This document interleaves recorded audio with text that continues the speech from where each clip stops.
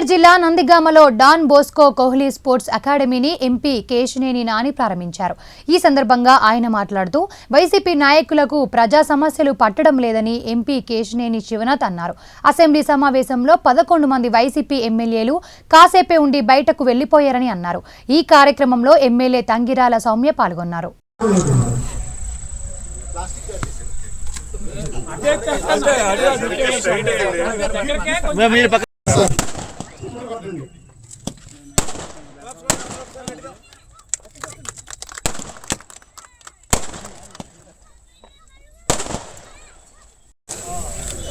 మిగతా క్రికెట్ బాక్సులని కోగంటి బాబు గారు ఒక్కటన్నా కొట్టాలండి.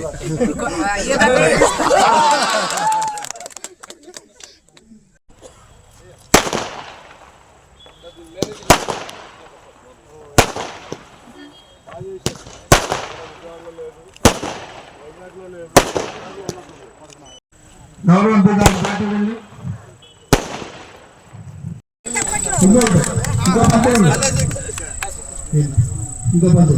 అన్న మీరు పక్కనండి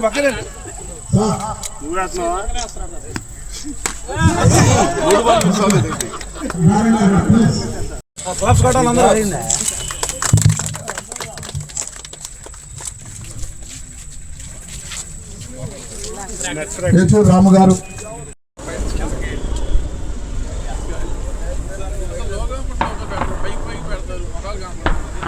భాష అంతేకాకుండా మన యొక్క బిహేవియర్, భాష బాగుండదు, బిహేవియర్ బాగుండదు. నేను కోర్టులో చూసాను, బిహేవియర్ బాగుంది, కొంతకుముందు భాష బాగుంది. చూస్తే మేమందరం తండ్రిలాగా భావించే ఒక వ్యక్తిని గౌరవ ముఖ్యమంత్రి నారా చంద్రబాబు నాయుడు గారిని తెలుగుదేశం కార్యకర్తలందరూ తండ్రిలాగా భావిస్తాం.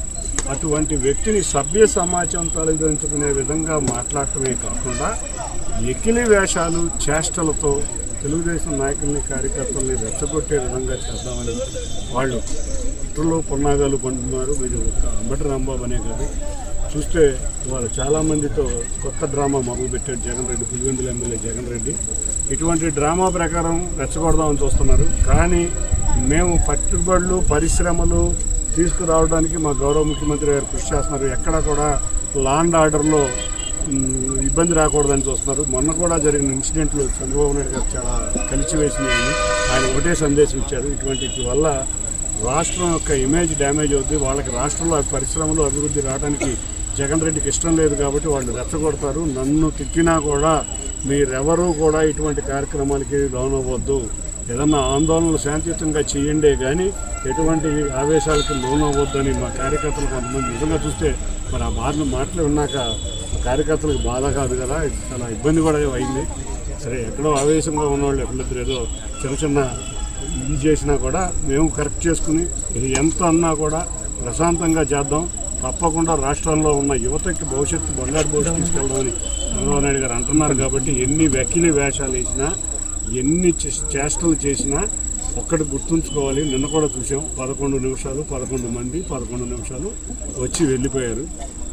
వాళ్ళకి ప్రజా సమస్యల పట్ల ఆంధ్రప్రదేశ్ ప్రశాంతంగా ఉంటే నచ్చదు, ఆంధ్రప్రదేశ్ అభివృద్ధి జరిగితే నచ్చదు. కాబట్టి అందుకే వాళ్ళు సైకోలని ఎమ్మెల్యేలు బూతులు మాట్లాడి మంత్రి పదాలు తెచ్చుకున్నారు. అసెంబ్లీ సెషన్స్ పెట్టాలంటేనే ప్రజలు భయపడేవాళ్ళు, ఎక్కడ బూతులు వినాల్సి వస్తుంది. మరి ప్రజలు చేదరించుకొని చెప్పుతో పెట్టినట్లు 11 సీట్లకి పరిమితం చేసినా కూడా వారి ఆ పద్ధతి మాత్రం మార్చుకోవట్లేదు. మా దైవంగా భావించే చంద్రబాబు నాయుడు గారిని మొన్న అంబటి రాంబాబు గారు ఏ విధంగా మాట్లాడారు రాష్ట్రం అంతా కూడా చూసింది. మేము దీన్ని పూర్తిగా ఖండిస్తున్నాం. బాబు గారు ఎప్పుడూ కూడా రాష్ట్ర యొక్క అభివృద్ధిని కానీ శ్రేయస్సును దృష్టిలో ఉంచుకొని అన్నింటినీ కూడా మౌనంగా భరిస్తూ ఉంటారు.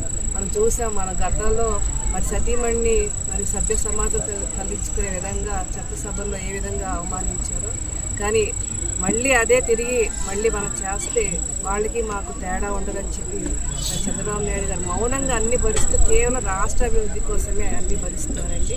ఈరోజు మళ్ళీ అదే పందాలో అంబటి రాంబాబు రావటం నిజంగా చాలా విచారకరం. అంటే కనకపు సింహాసనం మీద కుక్కను కూర్చోబెట్టిన బుద్ధులు మారవండి. ఇప్పుడు జైలుకి పంపించారు, అయినా కూడా బుద్ధులు మారకుండా మళ్ళీ బయటకు వచ్చి తగ్గేదేలే అని ఒకలాంటి మేనరిజం ఇవ్వటం అనేది చాలా సిగ్గుచేటు. ప్రజలు కూడా తగ్గేదేలే, అదేవిధంగా జడ్జెస్ కూడా తగ్గేదే అనే విధంగా మళ్ళీ మీరు గతంలో చేసిన తప్పులు ప్రజలు గుర్తు చేస్తూనే ఉంటారు.